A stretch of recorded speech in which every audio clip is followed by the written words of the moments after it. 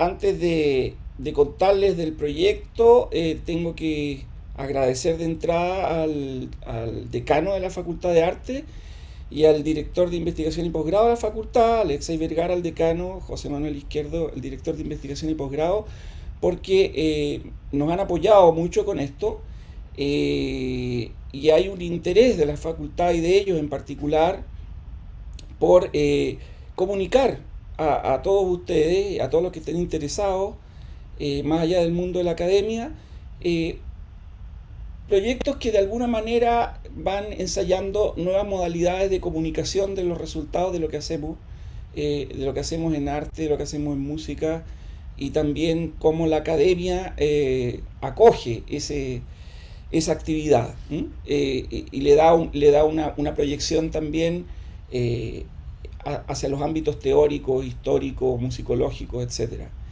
También quiero agradecer a la Dirección de Arte y Cultura de la universidad porque los objetos, digamos, que son el centro de estas publicaciones que van a ser realizadas a través de Alio Modo, que es este proyecto editorial, todas han sido apoyadas por la Dirección de Investigación de la universidad, particularmente a través de la Dirección de Arte y Cultura, dirigida por la profesora Miriam Singer, que también nos ha apoyado en distintas instancias en este proceso, y me comunicó la otra vez que estaba muy interesada en esta novedad, digamos, de forma editorial que estamos inaugurando aquí. ¿En qué consiste básicamente el proyecto Alio Modo? Es, en definitiva, crear unas condiciones ocupando la tecnología actual digital, que nos permite hacer publicaciones fonográficas con una alta calidad de audio y de gráfica, y que permite que todos bajen de manera libre, o sea, no pagada, estos materiales, y puedan además ser materiales que, aparte de los discos, lleven algunos otros elementos referenciales para quienes les interese más saber cómo se genera el proyecto, cuáles son los vínculos con otros repertorios, etcétera. Entonces, también muchos de estos proyectos de creación han llevado asociado una publicación de partituras, por ejemplo. A veces porque son música colonial, que solo está en manuscrito, y los musicólogos que han transcrito ese material para que nosotros lo ejecutemos, han tenido que hacer la edición de las partituras. Otras veces nosotros hemos hecho edición de partituras a partir ya de ediciones publicadas, pero que están publicadas en ediciones a veces que no son para la práctica musical. Entonces hemos tenido que hacer reediciones completas de esas partituras, como fue el caso de un proyecto que ya lleva bastantes años, que realizamos en el Estudio de Música Antigua, que es la Antología de la Música Colonial, que fue publicada y realizada por Samuel Claro Valdés, el gran musicólogo chileno que ya ha fallecido hace muchos años. Y allí tuvimos que hacer todo un trabajo de reedición práctica para que los músicos y a veces las pequeñas orquestas pudieran ejecutar eso. Entonces, muchos de estos proyectos tienen asociado también material gráfico y algún otro material, estudios, comentarios críticos, etcétera.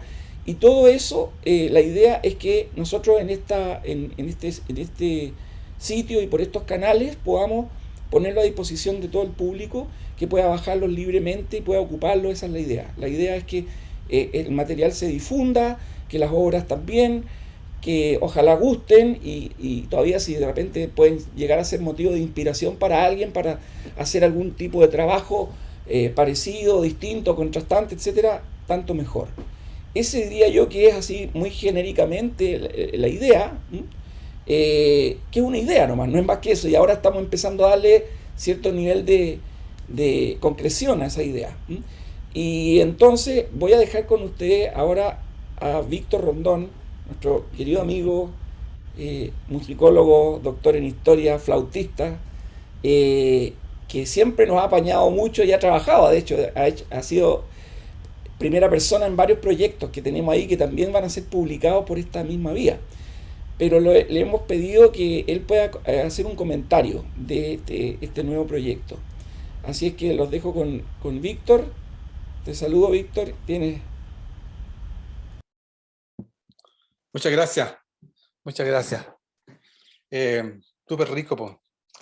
Agradecido de esta oportunidad de compartir estos temas que nos motivan, que nos mueven, que nos han tenido preocupados por años, por décadas en distintos proyectos. Y lo que yo quiero hacer en realidad, a través de una media docena de diapos que les voy a compartir, dar algunos elementos que son del todo, cuando la gente que de la academia mira la música y especialmente la música antigua, pero quiero traerlos a colación porque yo creo que van a servirnos para mejor valorar este evento que yo encuentro que es inédito, ¿no?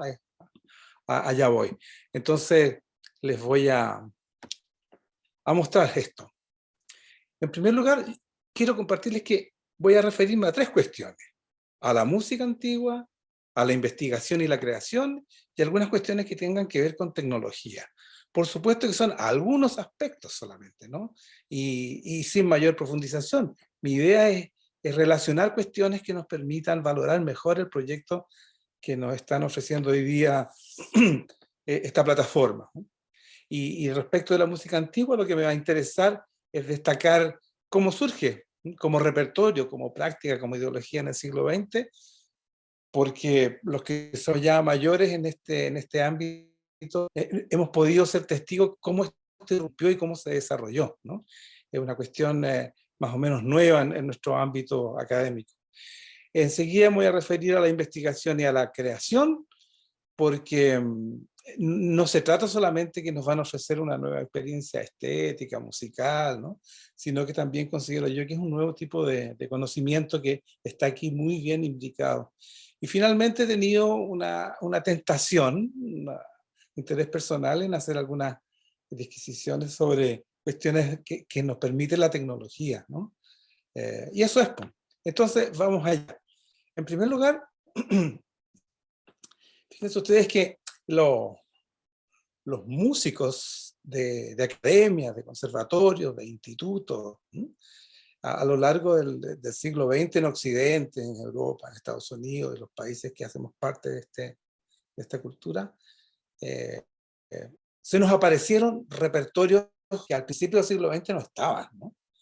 El gran repertorio clásico romántico, que abajo puse yo una fecha, ¿no? Que se constituye más o menos en ciento y tantos años, como entre 1800 y 1930, hasta ahí estuvo abierto ese periodo que el canon se iba constituyendo, y de ahí finalmente después se van a construir los repertorios, las carreras, las temporadas sinfónicas, toda la gran cultura de la música llamada clásica, ¿no? Ese era un repertorio que hasta la segunda, tercera década lo era todo, ¿no? Y de pronto aparece un siguiente repertorio, que es el repertorio contemporáneo, ¿no? Con los nuevos idiomas, con los nuevos sistemas, las nuevas propuestas, los compositores, empieza a surgir un repertorio que es totalmente nuevo, no solamente en elementos sonoros, sino que también en notación, como se ve ahí en la diapo. Y desde 1930 en adelante empieza a acumularse, es un espacio muy específico dentro de la academia, generalmente asociado al mundo de la composición. Y desde mediados del siglo XX, en 1950 en adelante, más o menos aproximadamente, surge un tercer repertorio, que es el que llamamos preclásico, para relacionarlo con el primero, que después se va a llamar de música antigua y que después va a tener esa sigla ahí, ¿no? Que históricamente informado o inspirado, ¿no? Una performance históricamente inspirado.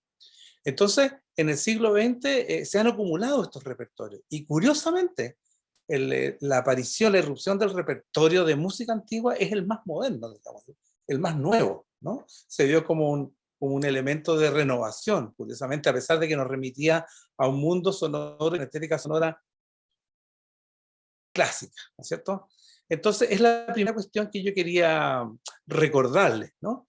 Porque, claro, el músico actual, los estudiantes que pasan por las distintas academias ya conocen estos repertorios, no es ninguna novedad. Y afortunadamente es así. A nadie te causa sorpresa a un violinista decir, a lo mejor voy a ir a tocar una orquesta barroca. Ya hay instituciones que tienen esos medios, ¿no? Ya no hay que convencer a nadie de que existe este repertorio porque el campo laboral lo está ofreciendo. Lo mismo pasa con la música contemporánea y todas ellas son motivos de especialización. Esos repertorios entonces están allí y es lo primero que quería recordarles, ¿no? Para ver dónde va a aplicar esta propuesta. Por supuesto, cada uno de estos repertorios tiene una tradición que es muy diferente, ¿no? Entre paréntesis y en breve, la tradición algunos la van por la permanencia, es decir, la tradición se valora porque mantiene ciertas ideologías, formas, prácticas, etc. Pero hay otra mirada de la tradición que es precisamente que es porque cambia que se mantiene una tradición, ¿no? Entonces es contrastante eso. Está la tradición que parece que no se mueve, que ha sido siempre igual, ¿no? Muchas veces se dice que en la música clásico romántica hay gente que piensa que Beethoven, como estudió con este y después este, y pasó a Raúl y pasó a este y al otro, ellos tienen la misma tradición que tiene Beethoven, ¿no? Como que si no hubiera cambiado nada en estos 200 años. Por otro lado, hay tradiciones que son totalmente nuevas, los de la música contemporánea, por ejemplo, que son tradiciones que todavía se están formando al alero de distintas escuelas, centros, países, y no hay una escritura uniforme todavía, hay muchas aproximaciones, pero es muy dinámica, ¿no? Aunque esté muy, muy concernida con espacios con menor visibilidad de la gran tradición clásico-romántica. Y en el caso de la música antigua, es una tradición que se reinventó porque se detuvo, ¿no? Alrededor de 1800 se dejó de tocar de cierta manera, se dejó de improvisar, etcétera, ¿no? Cuando parte el nuevo sistema de las artes, que los conservatorios del siglo XIX van a decir, esta es la música, este es el repertorio, esto se toca así. No cayó allí la música preclásica, ¿no? La música antigua. Este fue una invención, por así decirlo, una tradición que, claro, tiene fragmentos que surgen a principios del siglo XX, pero es como de 1950 en adelante, por lo menos en nuestro país también, que se empieza a formar una tradición de tal manera que la gente que toca este repertorio sigue tradiciones que a veces son locales, y un chileno, argentino va a tocar diferente de un ibérico o de un músico del este, a pesar que se estén basando en las mismas fuentes, ¿no? Y lo mismo pasa con las instituciones. En los conservatorios muy rara vez tienen espacio estos otros dos repertorios, el de la música contemporánea y el de la música antigua, que quedan un poco marginalizados o en proyectos muy específicos. Todavía sigue ocupando un espacio muy importante en las instituciones de formación musical, el repertorio clásico romántico, pero es un hecho que uno ve claramente que ya eso empieza a cambiar.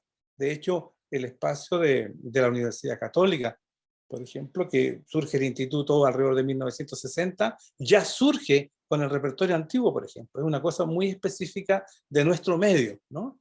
El conjunto de música antigua de la Universidad Católica fue un conjunto cuando Regosala echa a andar ese instituto, ¿no? Entonces, también la institucionalidad, las tradiciones, las prácticas van a ir influyendo en cómo las distintas sociedades locales o nacionales van a ir recibiendo estos repertorios y cómo los repertorios en sí van dialogando y los músicos, los intérpretes que están dentro de este campo laboral, tienen la opción entonces de tocar una vertiente en una tradición o especializarse en más de alguna, ¿no? Como está sucediendo de manera cada vez más notoria. Respecto de la investigación,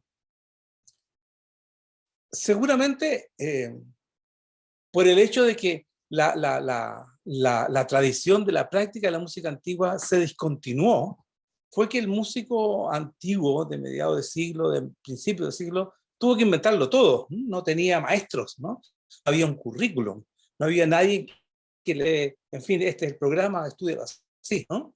Entonces, es una cuestión muy consustancial a la práctica de origen de la música antigua, el hecho de tener que investigar, por el simple hecho de que muchas veces no existía ni la partitura, por ejemplo, ¿no? o la partitura no era tan prescriptiva para decir esta es la articulación que debes usar o esta es la digitación, ¿no? Quedaba mucho campo por explorar y eso de manera natural obligó al músico antiguo que se fue profesionalizando, ¿no? Después de la época amateur, a tener que hacer de la investigación una actividad absolutamente constante, específicamente para constituir su repertorio, ¿no? Y para ver cómo va a definir y caracterizar su práctica, ¿no? No estoy hablando aquí del ámbito amplio de música antigua a nivel amateur o escolar, ¿no? Sino que estoy hablando en el campo laboral o académico. Eh, Sobre la tecnología, finalmente, yo quiero destacar estos tres elementos. Uno cuando habla de tecnología inmediatamente piensa electrónica, eléctrico, enchufado, ¿no? Pero en realidad son los dispositivos, la materialidad y los procesos que permiten la construcción y elaboración de distintas cuestiones, ¿no? Y para el caso de la música, la primera de ellas, que realmente tuvo un gran impacto de multiplicación de los repertorios y democratización también podríamos decir, fue la imprenta, obviamente, ¿no? Fines del siglo XV, ya para la época del XVI, del descubrimiento de América en adelante, ya había un mercado que permitía multiplicar los repertorios, las músicas, las modas, ¿no? Ahí a la izquierda ustedes ven dos tipos de publicaciones que permitió la imprenta. Uno que son los métodos y los manuales, ¿sí? Que permitían bypassear esta posibilidad de que yo no tengo un profesor, pero tengo un método, puedo comprarlo, ya no es tan caro. Y por otro lado, la impresión de las partituras, con gente, por ejemplo, como Telemann y otros que fueron personas que aprovecharon muy bien este mercado que se empezó a abrir, ¿no? A internacionalizar. Entonces la imprenta permitió, siglo XVI, XVII, XVIII, XIX, la multiplicación más importante y primera que se tuvo de los repertorios y las prácticas musicales. Ahora, para el siglo XX, la gran invención obviamente fue la grabación, ¿no? Tuvo un impacto tremendo, ¿no? Desde el momento en que un músico se plantea la posibilidad de tener un registro de lo que va a tocar en un momento para siempre, ¿no? Un instante eterno, así como una fotografía, cambia todo, ¿no? Cambia incluso la conciencia de cómo voy a tocar, si ahora es posible que lo que yo toque en este instante se pueda escuchar muchas veces en adelante. Entonces cambia el foco, una interpretación que es para impresionar en ese momento a mi auditorio, para una que va a tener que atravesar periodos y va a tener que dar cuenta de mi posición en ella. Respecto de la grabación, una cuestión que es típica del desarrollo de la música antigua es el desarrollo paralelo de la fonografía, que se ha servido muchísimo, ¿no?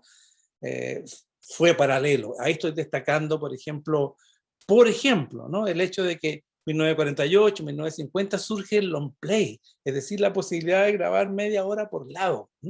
Antes de eso, todas las grabaciones eran arias, trozos, fragmentos que duraban pocos minutos, ¿no?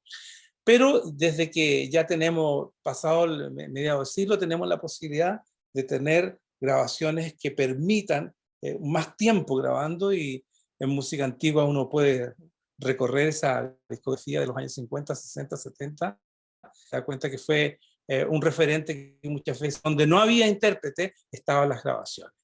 Y finalmente lo del mundo digital. Sí, es cierto que a fines del siglo XX ya nosotros contábamos con Internet, algunos primeros recursos, pero ha sido en estas dos primeras décadas que esta cuestión también ha multiplicado por varios lo que antes nos había dado la imprenta y la grabación, porque ya es un acceso mucho más universal y las plataformas son muchísimas, y la mayor parte de la música que se escucha actualmente es por esa vía, ¿no? Pero no solamente la música, sino que, por ejemplo, este proyecto está ocupando todo aquello que tenga que ver con los repositorios, con el hecho de socializar, de instalar, de dejar un material allí, ¿no? Entonces, el estudio musical, digamos, el estudio de grabación, me parece que también es interesante, y lo leí en lo que declaraba la convocatoria a este evento, como a través de los años el estudio de música antigua también tiene una propuesta, ¿no? De utilizar el estudio de grabación para una búsqueda sonora, ¿no? ¿Cómo va a ser ese sonido? ¿No? ¿Cómo lo determino? ¿Va a ser frontal, como si estuviera a 6 metros de los músicos? ¿O voy a hacer que el músico se despliegue en semicírculo? Ahí hay una búsqueda sonora. Desde Glenn Gould en adelante, uno puede seguir ese rastro de tratar de utilizar ese elemento tecnológico que es el estudio de grabación como un elemento final para la comunicación de un registro, de una grabación. Entonces, respecto de esto, ¿no? Aleo modo. Yo no le he preguntado a Sergio, no he conversado con ellos, pero lo que primero me surge es que evidentemente estamos en un tiempo en que las cosas hay que hacerlas de otra manera. No es solamente circunscrito a que yo toque esta partitura de esta manera o de la otra. No, de otra manera está aplicando aquí a muchas cuestiones. Por ejemplo, la manera de constituir un repertorio. ¿Qué es lo que tendría que hacer el profesional de la música antigua? Reflexionar sobre los repertorios que quiere hacer, investigar sobre ellos, procurarse fuentes, definir formatos, ¿no? Ir constituyendo un repertorio que obedezca a alguna idea central o algún periodo o alguna propuesta organológica, etc. Ya no es simplemente tomar una partitura y tocarla, ¿no? Es investigar y constituir un repertorio, ¿no? Eso ahora se está haciendo de diferentes maneras, pero no solamente en música antigua, en música clásica también estamos viendo, cuando uno revisa la historia y la interpretación de la música clásica, que las nuevas tendencias también están llevando a esto. Es un aporte que hizo el movimiento de música antigua en algún momento, esto de reflexionar sobre la fuente, de ir al manuscrito, de ver cómo se repartitura, ¿no? Etcétera, etcétera. Es también otra manera de tocarlo, ¿no? No me refiero solamente al definir qué instrumento, a eso me refiero con el orgánico, ¿no? En este ejemplo que estamos presentando hoy día, se ha declarado que la fuente estaba concebida para un instrumento de cuerda pulsada y que el mismo autor había sugerido que se podían dividir estos elementos musicales de melodía y el bajo continuo, y en este caso nosotros hemos podido escuchar ya desde el 20 de diciembre en adelante la propuesta que está haciendo Estudio de Música Antigua con 3 músicos, ¿no? El universo que está proponiendo. Es increíble. Cuando uno ya puede escuchar, es una música francesa, por supuesto, está llena de pequeños detalles, los que conocen los estilos, ¿no? de ornamentación, de pequeñas sutilezas sonoras, expresivas, y es una hipótesis que están planteando que maravilla y engana porque es algo nuevo, ¿no? Lo mismo pasa, cómo ponen al servicio de esta propuesta la técnica cada uno de estos instrumentistas. Y también es otra manera de comunicarlo, ¿no? Ya no es la grabación, el concierto, ¿no? Ahora también se están compartiendo las fuentes, ¿no? Se está declarando, yo tomé esto, pero también se está compartiendo algo nuevo que es el proceso, ¿cómo lo hice? ¿Cómo lo hice? ¿Cómo llegué? ¿Cuál es el resultado? Y finalmente se deja a disposición libre de cualquier interesado, estudiante o alguien que esté apasionado con esto y puede replicarlo y puede seguirlo y puede llegar a otro resultado. Y esta es una nueva manera, por supuesto. Finalmente yo quería destacar de cómo se está considerando desde la academia estos tipos de proyectos. Porque este proyecto fue propiciado, apoyado, ¿no? por una universidad, una línea de proyectos de investigación y de creación que invierten en esta actividad, que es muy diferente que lo que puede hacer una universidad que, por ejemplo, puede tener conjuntos de música antigua también, pero lo que le importa es la difusión. No invierten en investigación. Es muy distinto. En cambio, en este caso, en el Instituto de Música de la Católica, la Vicerrectoría, la universidad misma, está haciendo una apuesta por constituir este universo musical objetivo de investigación. En este caso que estamos presentando, el de música antigua, también hay proyectos de música contemporánea, por supuesto, que prueban otros mundos, están explorando otras cuestiones, otros medios. Pero en este caso, estamos en presencia de que la universidad ha apostado por considerar esta actividad y estos universos como un universo de estudio que puede crear un conocimiento nuevo, no solamente una experiencia estética, ¿no? Sino que también un conocimiento nuevo. Eso es lo que quería compartirles y creo que si tienen en consideración estos aspectos que les he compartido rápidamente, van a poder valorar en todo lo que vale este proyecto que yo encuentro que es inédito. No conozco en nuestro medio una propuesta así, un trabajo tan consistente, porque esta es una parte de un trabajo que ya tiene casi 3 décadas y que esperamos ir conociendo a beneficio de todos los que hacen de estos repertorios su campo laboral o de goce estético o finalmente de conocimiento, ¿no? Me preguntaba yo, ¿cómo lo irán a percibir los franceses cuando escuchen esto? A ellos no han hecho este trabajo específico, ¿no? Han hecho otros parecidos, por supuesto, tienen mayor recursos, más tiempo trabajando en esto, pero este es un aporte que curiosamente va más allá de nuestro medio, es regional y también, sin duda, yo creo que va a ser reseñado y recibido en los círculos de música antigua en Europa, en los centros que se dedican a la música antigua, y es un modelo más a seguir que es el que se está imponiendo, de tal manera que yo felicito a todos los integrantes que los conozco desde hace muchos años, a Gina, a Dalo, a Sergio, y los felicito por esta decisión. Claro, la pandemia ayudó, ya no hay que convencer a nadie que ahora podemos estar todos muy lejos, pero estamos en un espacio en que estamos constituyendo un nuevo espacio de comunicación y de conocimiento finalmente, ¿no? Así que muchas gracias por este proyecto, esperamos lo que vengan, ¿no? Eso que ya han hecho de FANEC, de Telemann y otros nuevos, y vamos a ver cómo va a ser el impacto. Yo, sin duda, cuando se escriba la historia del movimiento en estas primeras décadas del siglo XXI, este va a ser un hito. Apuesto por eso. Felicitaciones. Muchas gracias, Víctor. Bueno, tú tienes una visión muy amplia y de la música antigua, del movimiento música antigua y particularmente del movimiento de música antigua en Chile. Y te agradezco yo y yo creo que mis colegas todos aquí te agradecemos mucho. En realidad para nosotros es una maravilla que haya sido tú quien haya podido presentar esta primera edición.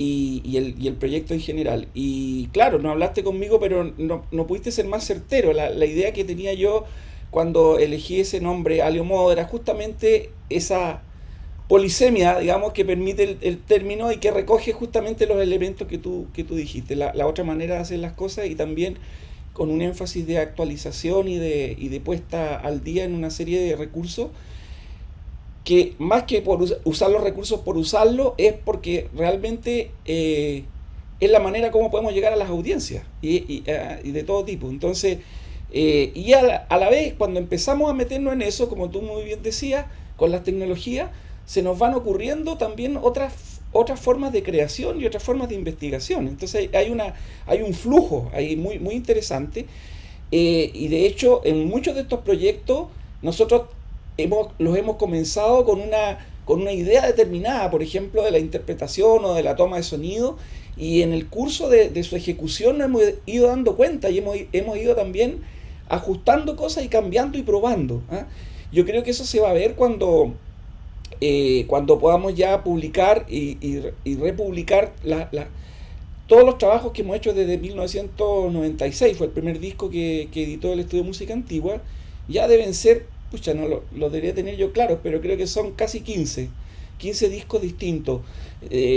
Hay como 7 u 8 que han sido publicados, y los otros los vamos a publicar, esperamos, este año, con una periodicidad de unos 2 meses más o menos, y allí se va a poder comparar, digamos, ¿no? Y cómo hay un proceso de búsqueda que se ha ido generando en el trabajo de hacer los discos, de estudiar el repertorio, de definir las interpretaciones, etcétera, y que probablemente si no contáramos con cierta tecnología no habríamos explorado en esos detalles.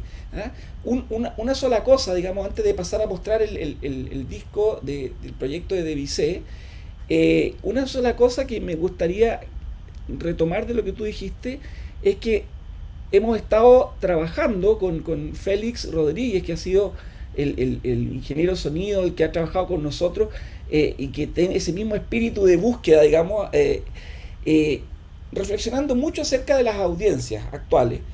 Y de repente en esas conversaciones, ahí en el estudio de grabación, haciendo las mezclas y todo, eh, por ahí por el 2012, yo le digo, ¿sabes qué? De ahora en adelante hagamos lo siguiente, que los discos, que la persona que los escuche, eh, tratemos de que se sienta como que está sentada al lado de nosotros, de los músicos, que no está en el público lejos, sino que está ahí, con nosotros, está al lado de la teorba, está al lado del clavecino, está al lado del violín, o está al lado de los cantantes. Y eso tiene unas implicaciones para, obviamente, no solo para la ecualización, la edición, todo, sino que también la toma de sonido. ¿Eh? Con qué micrófono hacerlo, en qué disposiciones, etcétera. Y eso lleva, y ahí Félix me dijo, sí, pero eso va a llevar un aprendizaje también de parte de ustedes, porque van a tener que tocar para los medios tecnológicos de toma de sonido. No sé, y tocar no es lo mismo para un estudio de grabación o para una sala en donde los vamos a tomar pero sin público, que tocar en un escenario con una acústica natural, digamos, ¿no? Entonces hay una serie de cosas que uno tiene que ir aprendiendo. Y él me decía que ha visto a muchos músicos populares y música docta que han aprendido mucho de tanto grabar discos y después van tocando de una manera distinta, y esa manera distinta la aplican incluso a veces en escenarios, digamos, no virtuales, sino que reales, ahí en el teatro, en qué sé yo, donde toquen.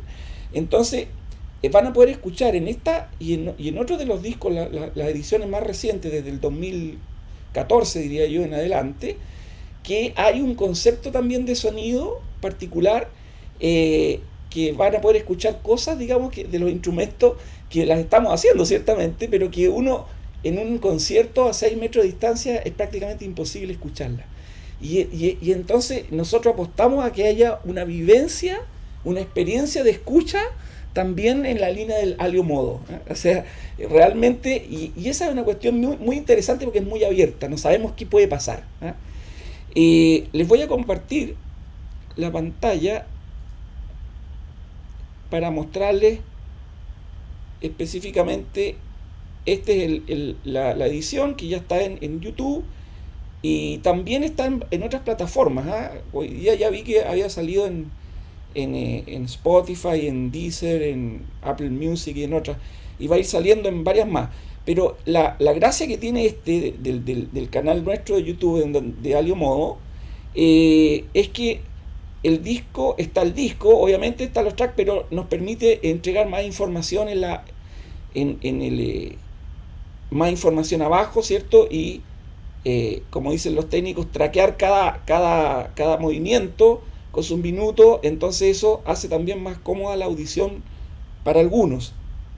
Y lo otro que nos permite es que, bueno, aquí está el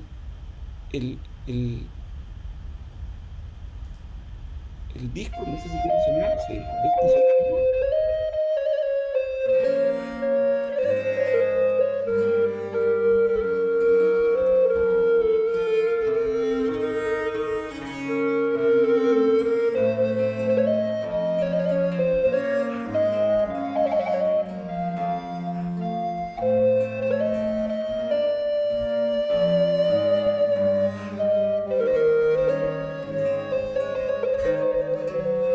Nos permite entonces también ir al librito.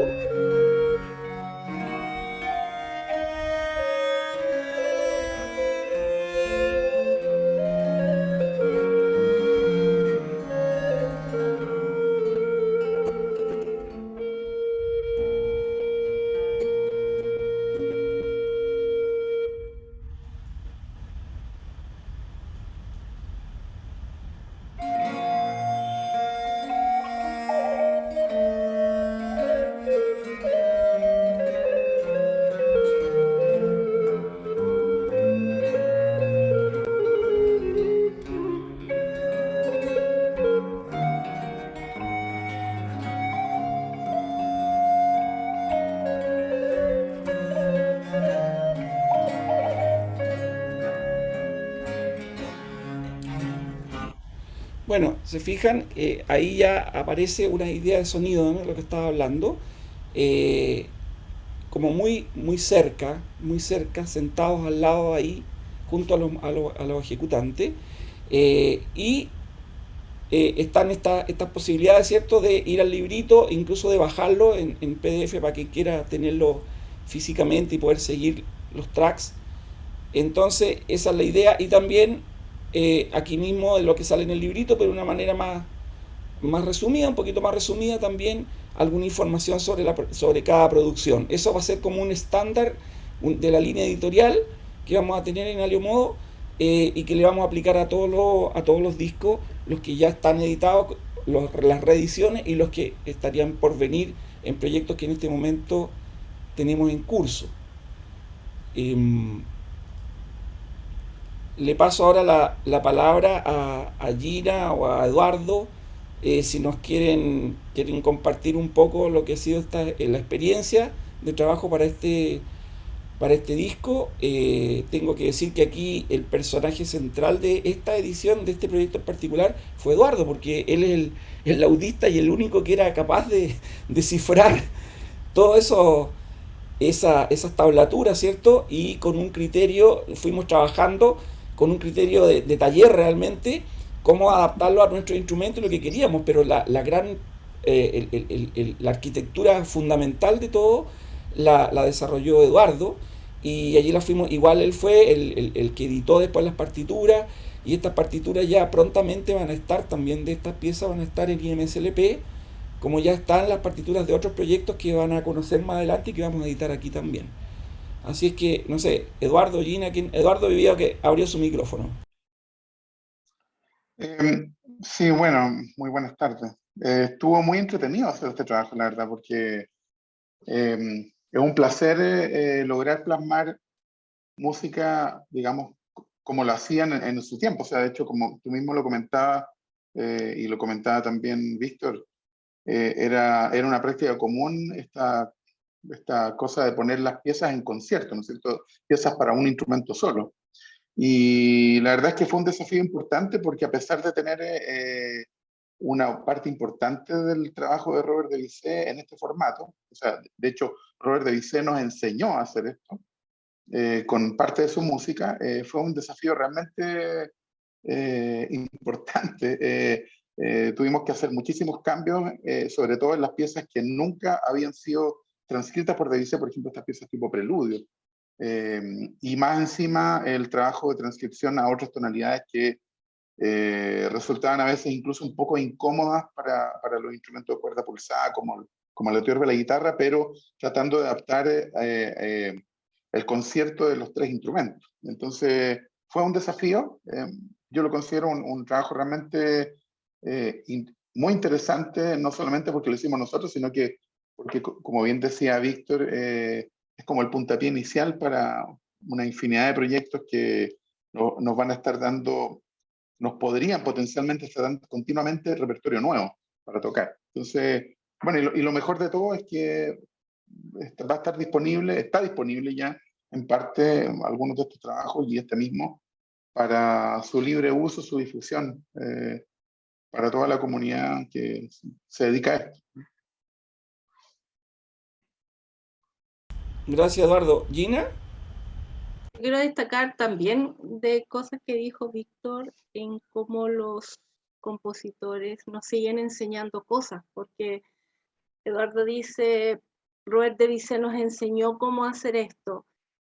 Realmente cuando uno se instala de verdad en los zapatos del intérprete de una determinada época y trata de hacer lo que en ese momento era natural, que era normal, que era lo usual, y te pones a hacerlo, como la improvisación, como la instrumentación, una serie de prácticas que se han ido perdiendo, nos obligan a aprender a hacerlo de nuevo. Entonces es un tremendo aprendizaje de abordar el propio instrumento y también la concepción de una obra, de cómo la vamos a hacer, a partir de prácticas que a lo mejor no las teníamos tan consideradas, que a lo mejor no las practicamos en el momento en que aprendimos nuestro instrumento, sino que estos maestros nos dicen, miren, así también se puede hacer.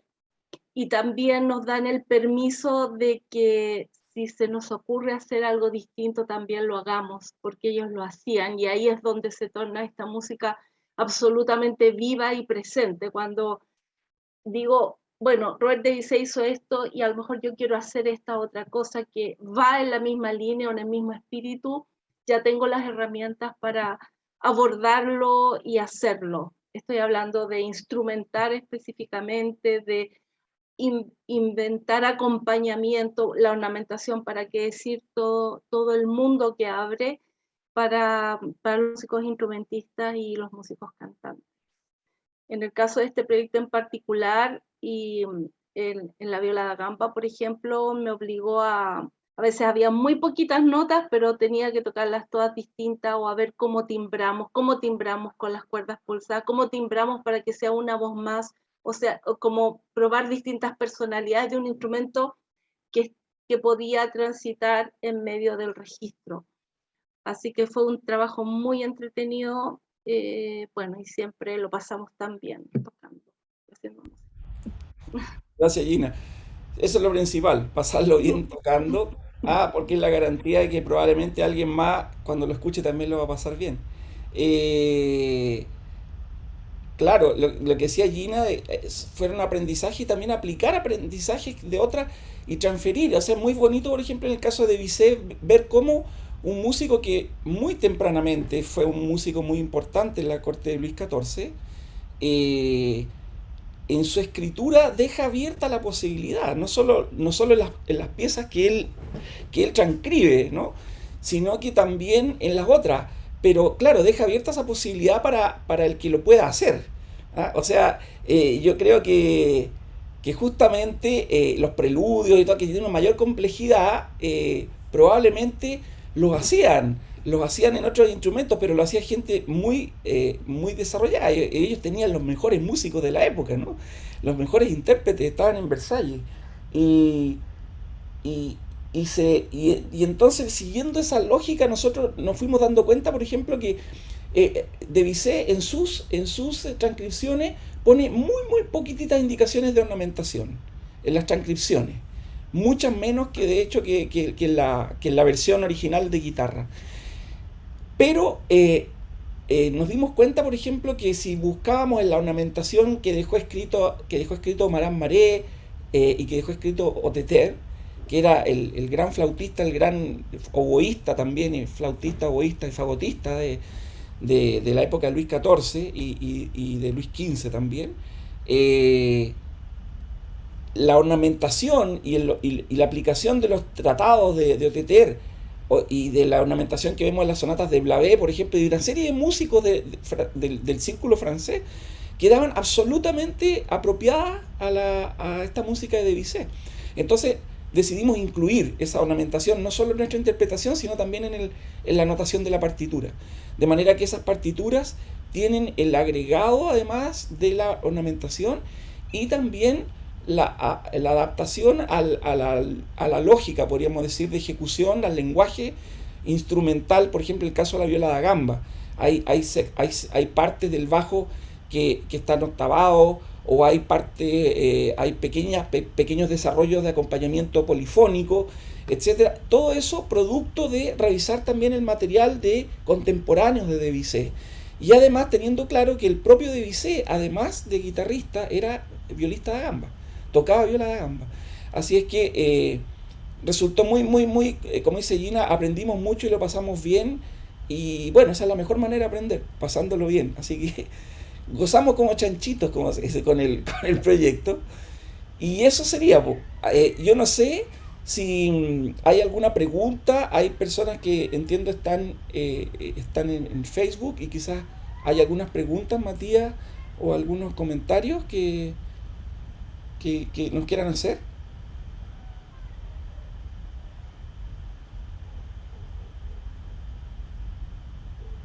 No sé si Matías está por ahí.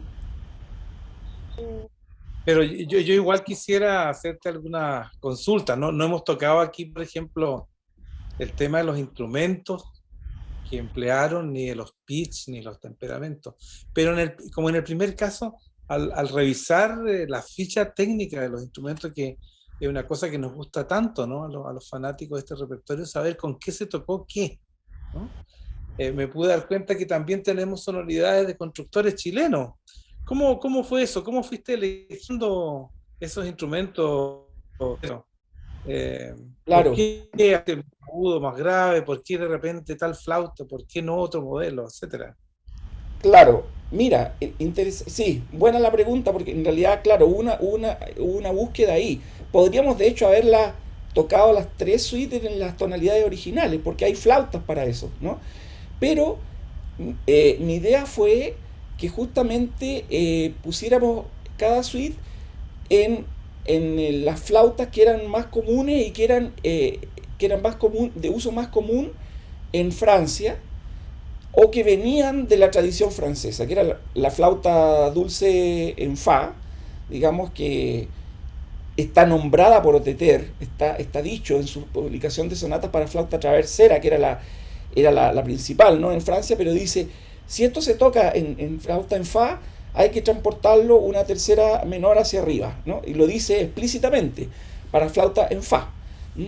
Pero también mirando el repertorio, sobre todo de ópera, de Lully, de Campra, qué sé yo, los ballets, etcétera, aparece en esa música a veces indicaciones de uso de otras tamaños de flauta y de otras tesituras, sobre todo la flauta tenor en re, que ellos llamaban flûte du bois, flauta de voz, porque está como más en el registro de la voz soprano, que canta muy bien y que además está permite ejecutar en la misma tonalidad que las obras que están hechas originalmente para flauta travesera. Entonces la flauta tenor en re es una flauta francesa, y también usé una copia de un instrumento de constructor francés, de Bressan.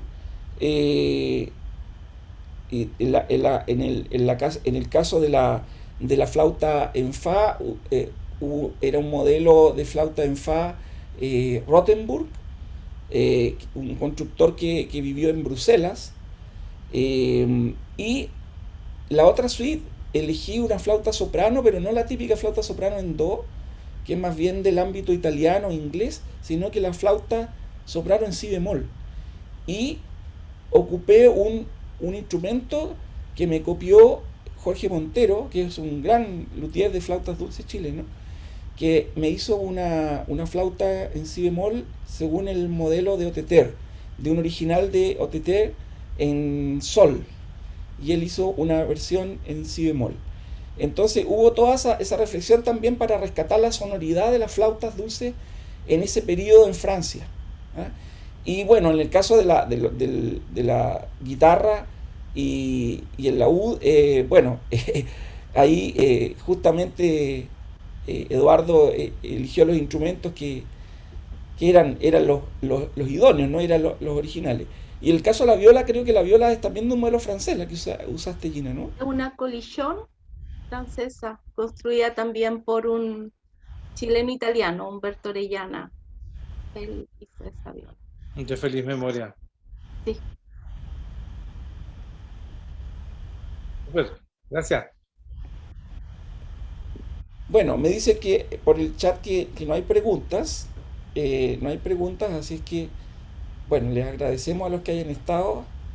Hola Constanza, la profesora. Constanza parece que Hola, perdón, estuve con muy mal Zoom, llegué tarde, quería pedir disculpas por eso, pero no llegué tarde para agradecer la invitación y para felicitarlos de verdad.